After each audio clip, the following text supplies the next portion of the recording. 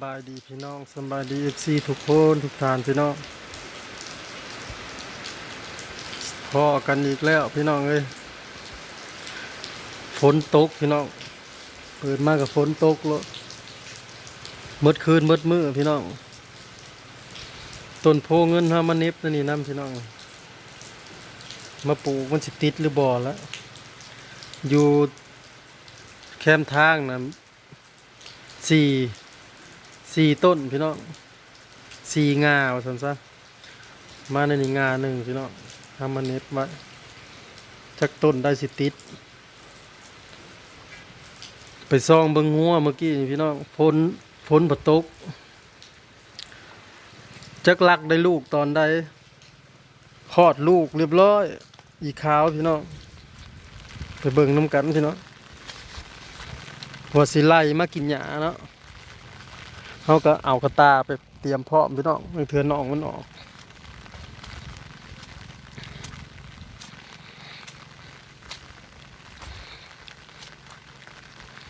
ว่าสิไล่มาเขาคอกมากินหญ้าอยู่เดินโรงเรียนพี่น้องไปเพราะว่าลูกกินนมอยู่ว้ายร้อยได้ลูกตอนได้นี่มาเกี่ยวหญ้าให้มื้อเช้านี่ยังเขาเอาออกมื้อเช้านี่ยังบ่ได้แต่ว่านมมันก็เบ่งแห้งอยู่บ่คิดว่าเพิ่นสิได้ตอนใครแต่ว่าน้องบ่ลักออกน้ำพี่น้อง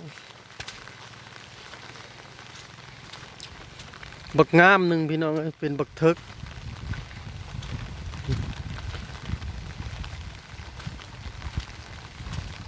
ฝนตกห้ำมึงอยู่ดอกฝนเด้อคอกมันพี่น้องคอกง่วนพี่น้องเห็นบ่นั่นแหละที่เขาใต้ไฟแดงๆไงแต่ละมือนั่นแหละ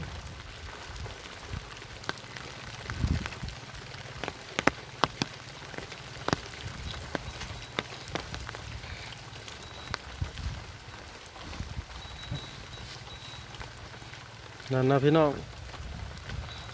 ทึกออกสีมุมพี่น้องเลยน้องบักขาวเนาะแม่มันกับบักอีขาวลูกอีแจ็คแล้วก็บักขาวหรือบัดนี้มาเป็นบักยังพี่น้องงามหลักได้ลูกโอ้ยหนาวเพิ่นสั่นหนาวพี่น้องมือสิจูงเขาเคาะมันสิไป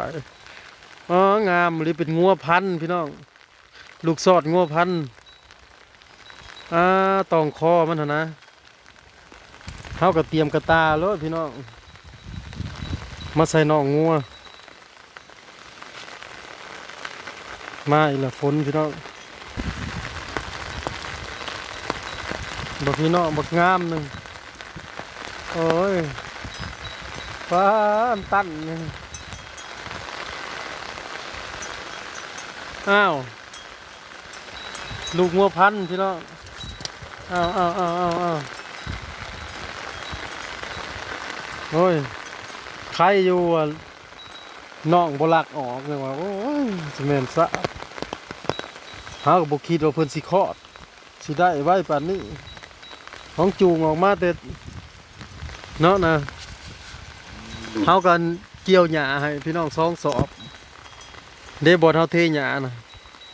เทหญ้าให้กินอยู่แล้วก็ไปปล่อยแม่เพิ่นออกมาก็บ่ทัน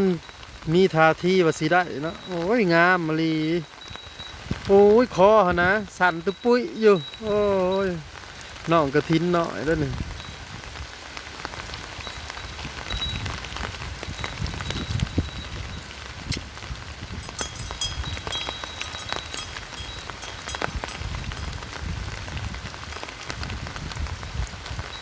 หน้าสั่นเป็นปุ้ยอยู่พอมันเอางัวพันสอดพี่น้องของเบาบีอยู่ในเฮือนข้างๆนั่นแหละเรามีงัวพันมันก็เลี้ยให้ลูกพี่น้องหนาวเลยเนาะอีนั่นน่ะกระท้องนะพี่น้องนะ แจ็คน่ะ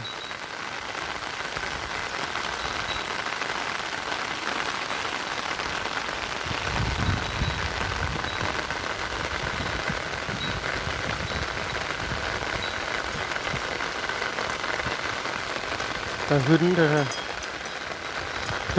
เกิดมาแล้วกินรสน้อนมเนาะ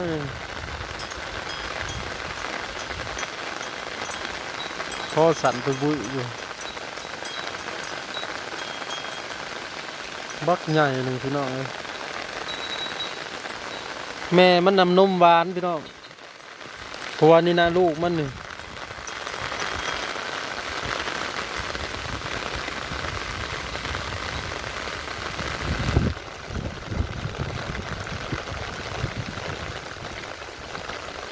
หนาวเลยเพิ่น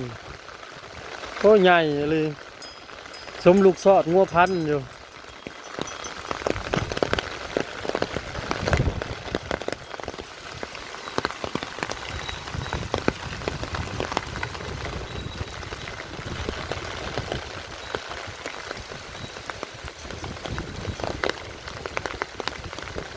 เจ้าพายุบ่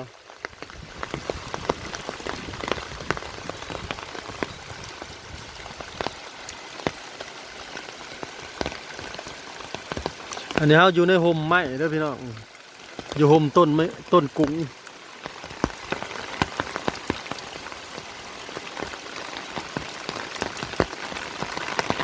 โอ้ยแห้งๆ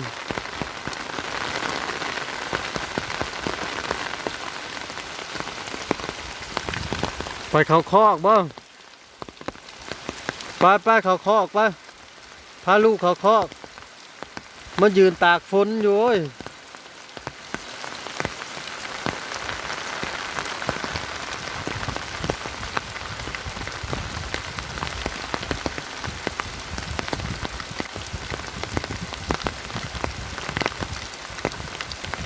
งามมาลีพี่น้องหน้าสั่นตะบุกอยู่ต้องคอแบบใหญ่ๆเป็นตะตีเลย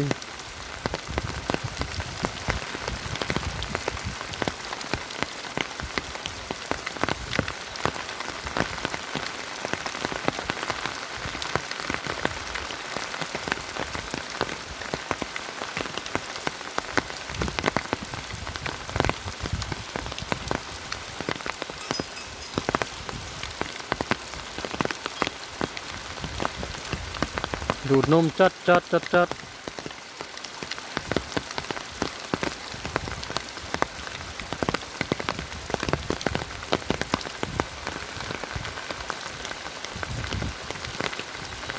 คืนนี่ก็ตกเบิดคืน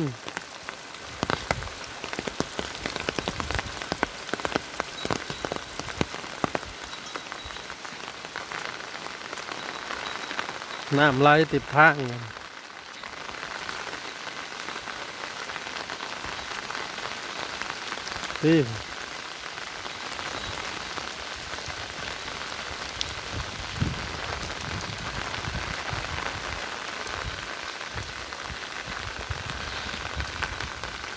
ปวกออกเลยนี่พี่น้องว่านนี่พอเบาไก่เก็บลุงพลมาเก็บมาตัดไม้เลยเก็บเอาแต่ทุกอย่างน้อยหนึ่งมาจะพ่อแกง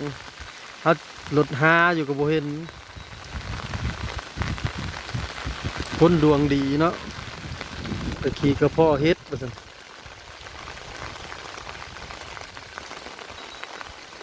กินนมสั่นหนาวจะจักกลับไปเขาคอกปะ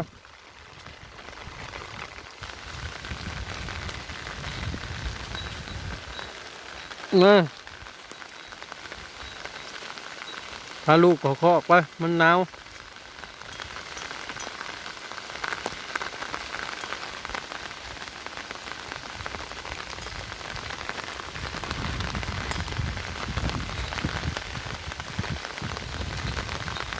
เอามือเต้นกระจอกกระแจกเลยห้องก็เกิดโอ้บูนะอีแดงบูบักขาวมึงเห็ดน้องเด้อ อ้ายเพิ่นได้นะมีเอื้อยมีอ้ายนั่นมาพี่มาพี่มาพี่มาแล่นมาพี่บูไปเข้าคอกไปเข้าคอก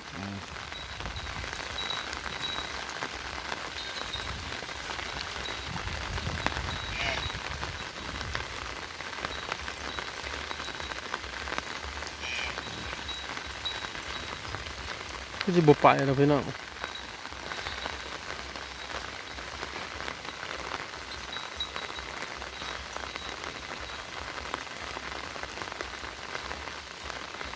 แดง